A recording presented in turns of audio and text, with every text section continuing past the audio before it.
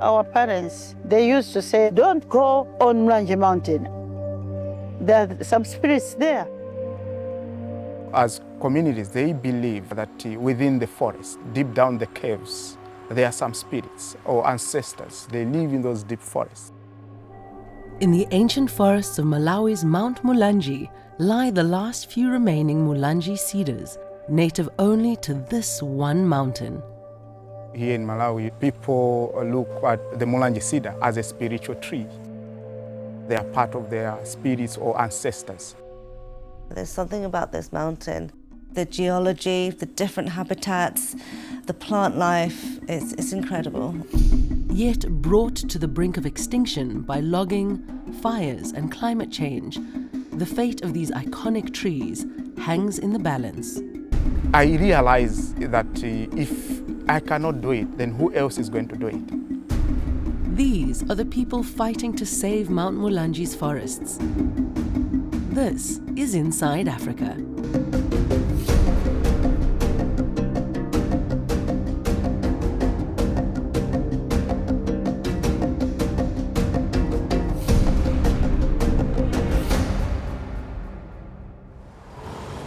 I have been with MMCT, as you could say, from the beginning. In southern Malawi, an alliance of conservationists and community leaders is working to reforest the nation's tallest mountain. Conservation always is a difficult story. It's a lifelong commitment. Years have gone by. Carl Brousseau is head of the Mulanje Mountain Conservation Trust, or MMCT. I seem to be a conductor in a huge traffic jam, trying to get it all going in the right place for who needs what and how they do things. Nobody in the office really has the sense that they control or direct what they're doing. They're just party to helping progress being made. For over 20 years, he has been fighting to save the Mulanje cedar, Malawi's national tree. It's not often that you find such huge trees that were so dominant over the cloud forest, being the standard timber in all construction for a long, long time. Unfortunately for its own good, been so useful that has ultimately led to its demise. There were trees there at the Mulanje Mountain, but now it's just a big rock. It's so sad that the trees are no longer there. That's why we are telling our people, please, we are proud of it. We have to care for it. So as traditional leaders, we have to care for our mountain. MMCT's work spans not only conservation, but community engagement. The really big issue when we started was given to us as an environmental crisis.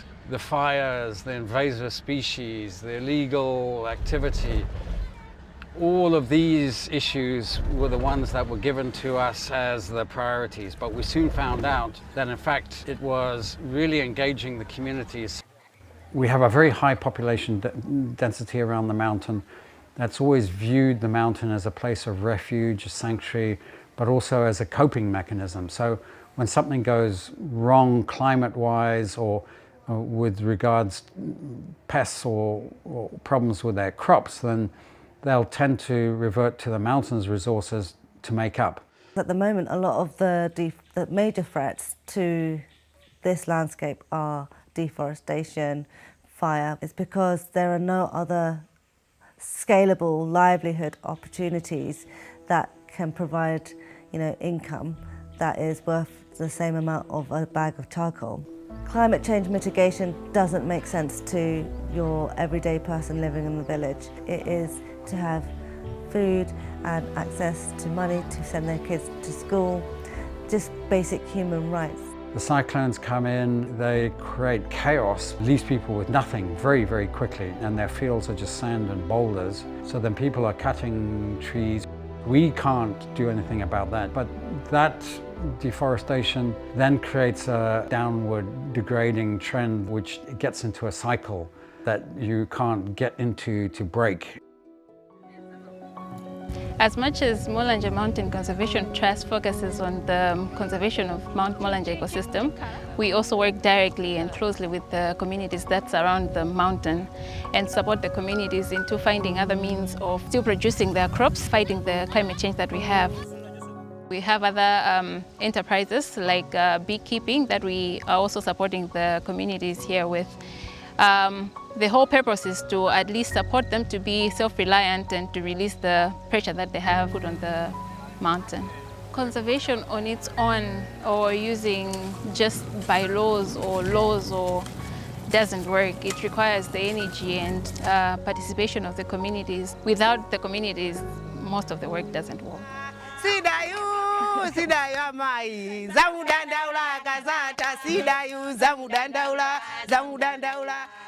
Previously, people thought that Mulanje cedar cannot be planted. Like it's a tree that they thought could only grow on its own without any human interference. However, with time and also massive awareness, the communities were able to understand that Mulanje cedar could be propagated and also planted. We're in a situation where there's hardly any mature cedar on the mountain, literally a handful. Since 2016, we've worked with 8 really good community managed nurseries to supplement their livelihoods. These are like 3 months old, I think. April?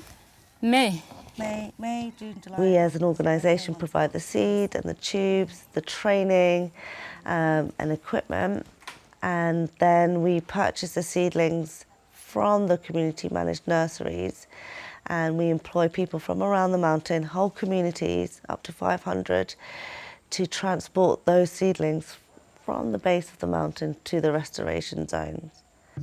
So tomorrow's route, we're going to go up the bioma paths.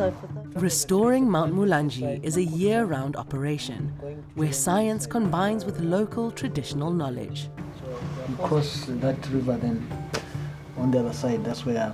We identify the restoration zones, and then we have a briefing with our key restoration guardians that are representative of the different areas around the mountain. Tomorrow we're going to go up this red path here, and then the biggest, most intense part of the operation is transporting the seedlings from the nurseries at the base of the mountain all the way to the top of the mountain, and that is done by hand. We would not be able to do any large-scale restoration without the buy-in from the communities. Without them, none of this would be possible.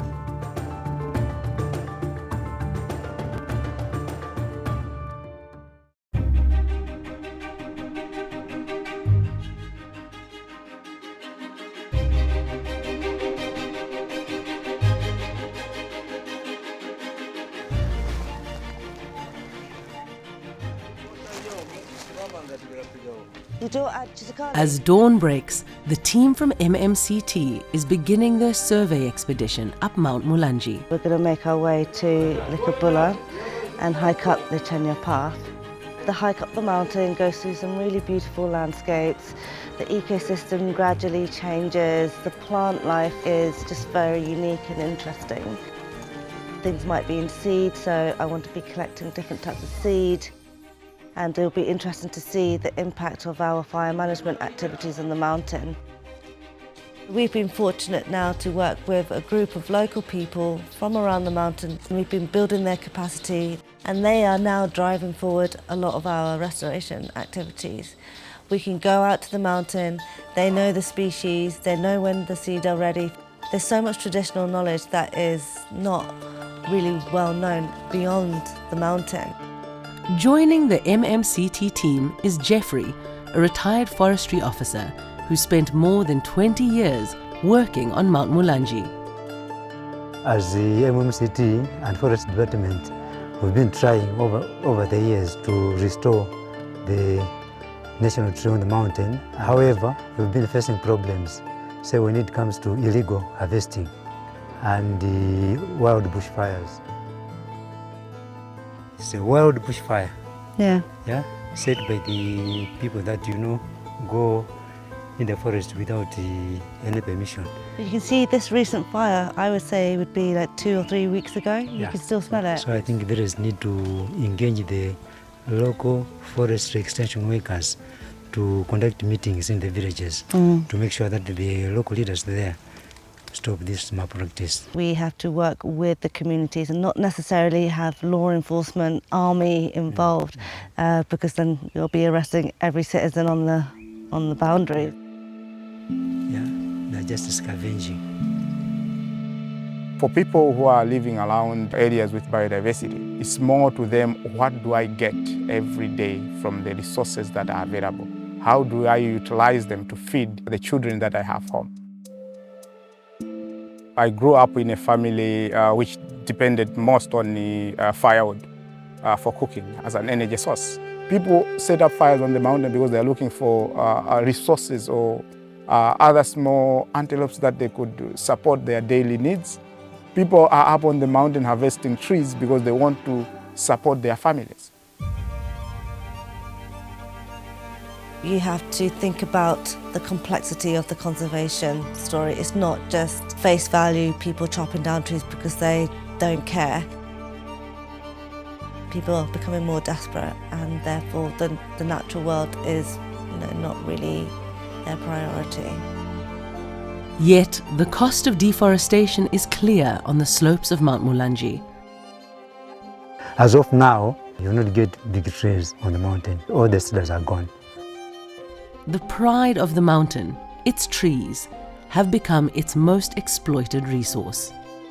One of the aspirant MP, when he was campaigning, said he went around the Mulanje mountain and directed, that mountain is yours.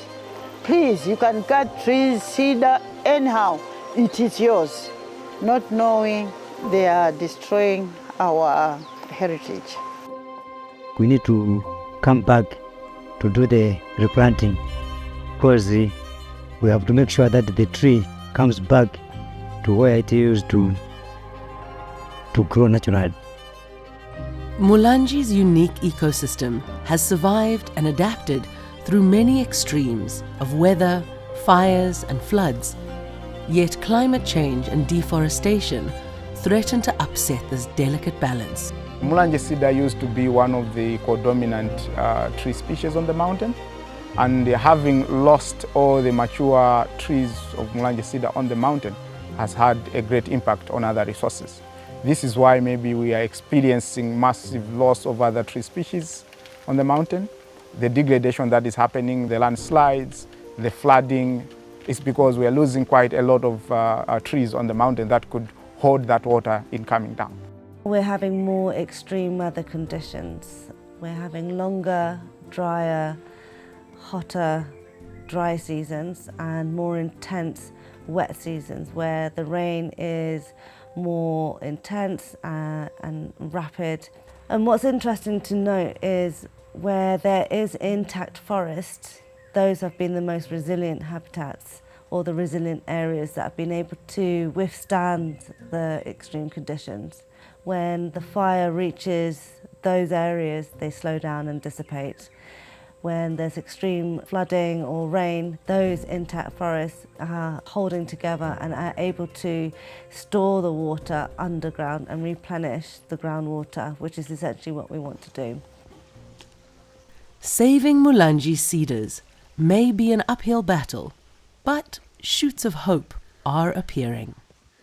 Restoring habitats that are so vulnerable, but if they are left to their own devices, even in the few years that I've worked here, having them intact and growing a canopy and just having the vegetation take over naturally, it just gives me hope.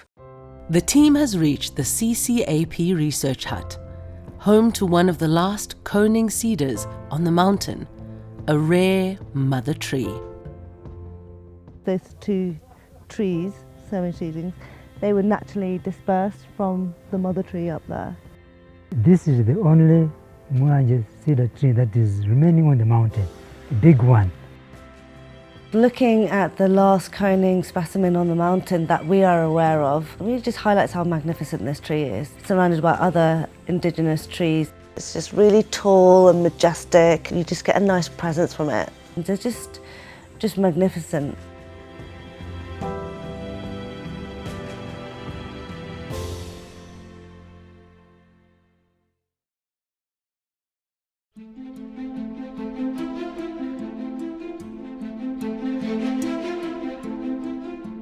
On Mount Mulanje, there are two seasons, rainy season and fire season. When there were mature stands on the mountain, it was people. But now, as we are doing our restoration, the biggest threats are fire and frost.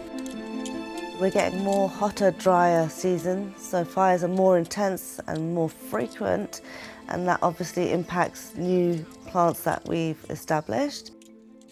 We send teams up the mountain at the start of the fire season to clear almost 722 kilometres of fire breaks. It's a big operation, lots of people from around the mountain are employed. It is a really costly part of the budget, but it's worth it at the same time because it does provide a livelihood. If people are up on the mountain doing fire management activities, then they're less likely to be chopping the trees down, making charcoal. In a perfect world, we would want to see resources directed to communities, because one of the reasons why we are having challenges in restoration is that people's needs are not met. People are up on the mountain harvesting trees because they want to support their families. So it means conservation has now to focus on humans. If we are able to address community or human needs, we can restore the conservation. No one organisation can do everything. We believe all the time that it's good to be inclusive with other organisations as well as the local communities. This year, the region's water board has implemented their own community tree nursery on Mount Mulanje. So this high altitude tree nursery is predominantly looking at supporting and protecting the watersheds on the Chambi Basin. And by doing that, that aligns with other restoration efforts that are happening on the mountain. A different stakeholder who has a different interest in the mountain has taken the innovation, has managed to source the funding and the resources to support a local community, but also to do their part in the restoration story. We as MMCT are very small as an organisation, and this is a very big, large landscape, so to do the work that we need to do, we have to work in partnership. I like this work because we are restoring Mulanje Mountain, but also, when I do this work with MMCT, the money I earn helps me provide for my household. We have seen an improvement on the way things are on the mountain because of the involvement of the communities. It hasn't been easy, but with the supports of the traditional leaders, the communities that are around the mountain, we have been able to achieve quite a lot. We have propagated and planted over 800,000 Mulanje cedar trees on the mountain. They really understand the importance of having an intact habitat. They know that the mountain is important for clean water, for regulating the climate and having access to traditional medicines and foods. They get that. One of our trusted guardians who lives and works on the mountain, he, on his own accord, noticed some cedars that were starting to cone and just tried to grow them last year. But that's really encouraging. You know, we've planted cedar seeds in the past, it's starting to cone and it's producing a viable seed potentially. So that is a story of hope. We have hope that now we are going to restore our forest with the seed that we can collect locally from the mountain. We are advised to be very, very careful when they are handling this. The Mulanje cedar's surprising resilience has also been an unexpected gift to its guardians. How exciting is this? A big fire came over here last year and took out this whole site, and now we have regeneration sprouting from the bottom. Traditionally, cedars only produce cones after a number of years, maybe 20 years, 30 years. But seeing that it was able to regenerate naturally and seeing seedlings coming up in the wild gave me hope that we are doing something right. There is hope, there is potential. I think it's a mixture of doing protected area management and consistent planting and just consistently doing it year after year. Recognition of Mount Mulanje as a World Heritage Site earlier this year has given its protectors fresh hope as they seek to preserve it for generations to come. I just got on WhatsApp this exclamation mark or people jumping up and down and everybody shouting, and I just thought, okay, that can only mean one thing, that we succeeded finally. It was like, and I still to this day don't believe it. Those are the moments where I feel like we are finally getting somewhere. There's an unfinished symphony here that needs to be pulled together. We just hope at the end of the day, as we can engage more and more people in restoration work, that we'll be able to break the cycle of climate and the dependency degradation. The community is the foundation, and we hope that the World Heritage Site status brings very centrally, the fact that community and conservation on the mountain are inextricably linked. We see them in a kind of a bit of a simple sense being the living fence around the mountain, because if they decide that they will take care of the mountain, they will stop those intrusions from outside, then we've got a chance. It is my wish that the people from surrounding villages should also know about this tree so that they take part in the conservation of this tree to make sure it is there forever.